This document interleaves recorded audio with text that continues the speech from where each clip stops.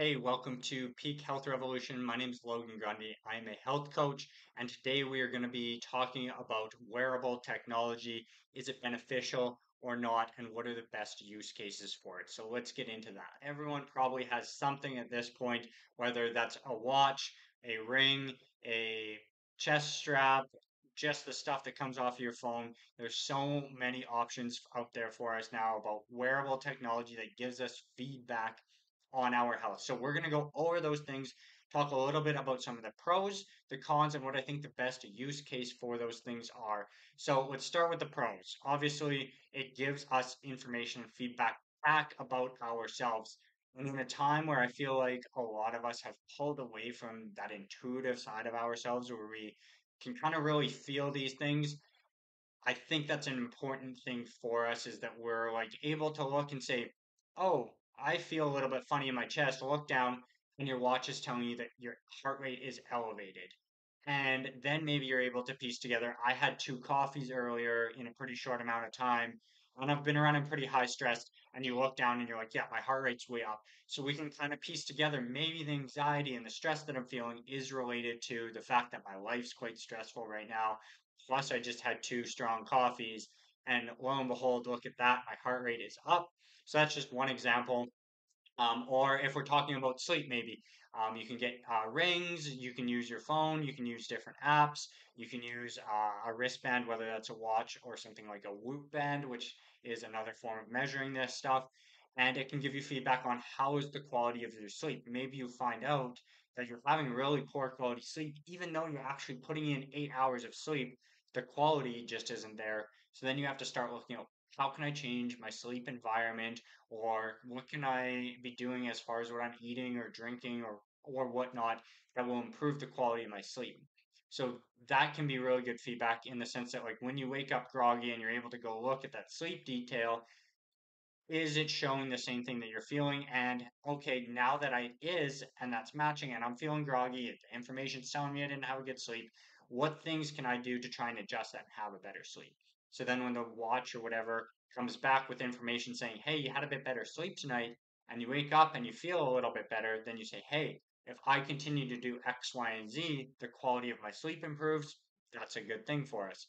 So that would be the biggest piece where I think the benefit comes from is that we're able to look at these metrics and say, oh, this is what's happening for me, and maybe I can make some links here and get a little bit more in touch with like how I feel versus what these wearables are telling me to give that positive feedback.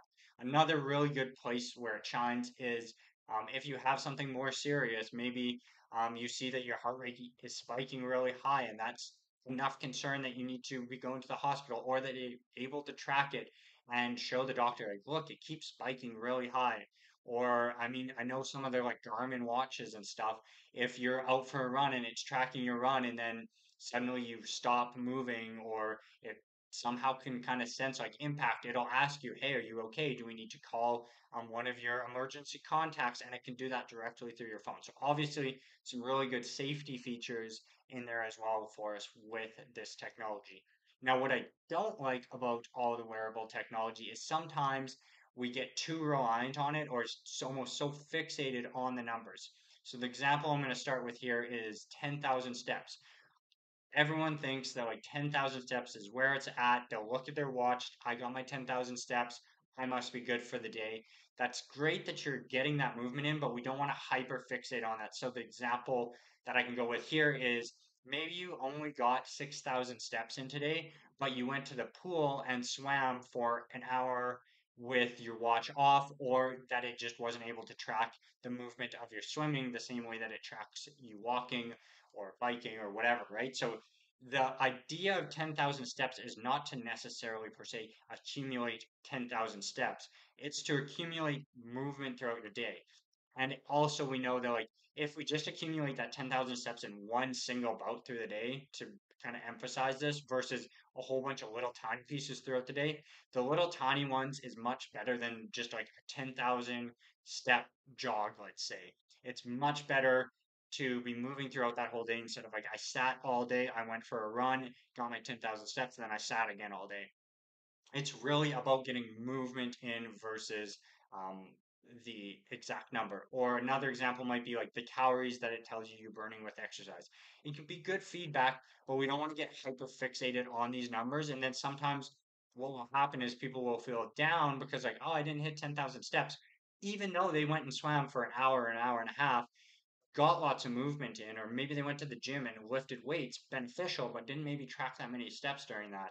Is we have to start to see the point is to get to these bigger goals and get a better idea of our health, and they can act as really good markers for us to get there, but we don't want to become super reliant and fixated on it. Or if we look at the example of like a Whoop band or an Aura ring or something that can track a lot of different metrics, it might tell us, hey, you didn't have a good sleep, you've been overtraining, a bunch of markers that basically say your body's overstressed and we need to kind of take it easy today.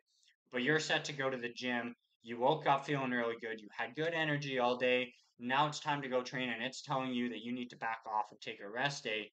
But you feel fantastic. the the data is not always perfect, and sometimes you have to take in what you're actually feeling over what the data might be telling you. Of like, if I feel really good, maybe I am good to go train, and the data is actually off. But some of us get really caught up in that. So that's kind of some pros and some cons about all of this wearable technology that we have access to. I think it's really good. It helps us get back in touch with things, but we don't want to be over reliant or really fixated on it. It can mentally start to wear on us of like, I need that 10,000 steps. Ah, I didn't get it. I'm going to be hard on myself now. I was only at 8,000. Well, 8,000 is actually still really good for a day. So we don't need to beat ourselves up over it. So that's where I think the use case for this technology is that it can help us start to get back in touch with ourselves and start to get a bit of this feel of what's good, what's not good, what's helping us and what's not, what's really hindering us. So in the sense of like, hey, when I have a coffee late in the day, I see that my heart rate goes up, my stress and anxiety feeling goes up, and I actually don't sleep good that night, and my sleep score comes in low, and I feel groggy the next day. Then we can start to say backward, look backwards on that and say, hey, maybe I need to cut my coffee off earlier. Or maybe work's been really stressful and it's telling you like, hey, you are stressed. Maybe that's time to back off, and you realize, hey, when I am that stressed, I do need to back off. Otherwise, I'm going to get sick, and then the work's going to pile up while I'm sick. Or whatever that might look like for you is like, try to use this technology to help improve your health and get a better idea of where you're at and how different things are going to affect your body specific to you, and then go out into the world and check against that to a certain degree. But also, you want to just use it as a learning tool and then be able to go off on your own. So think about it like a bike. If I just give you your body's your bike, and if you just have to learn how to pedal on your own, might be a little bit tough. Think about the wearables as like the training wheels that help you kind of balance a little bit until you get the feel for it and you can pedal and bike on your own again. Then you don't want those training wheels necessarily on there. Or maybe you go through a period where it's like, hey, I'm going to put these training wheels back on because I'm doing it, trying out X, Y, or Z. Now, I realize that's not a perfect example because most of the time we're not going to put the training wheels back on. And if you got young kids, you probably know the Strider bikes seem to be the hot thing right now for actually teaching the best bike mechanics and not the training wheels. But that's beside the point. That's my thoughts on the wearable technology. And I think that it's beneficial to us. We can learn a lot about our bodies from it, but we should not be reliant or fixated on it. We should use it as a tool to help us understand more about ourselves. Thanks for taking the time to watch the video. I would love it if you would subscribe and like the video, and even better if you can drop a comment below and tell me what are your thoughts on all this wearable technology.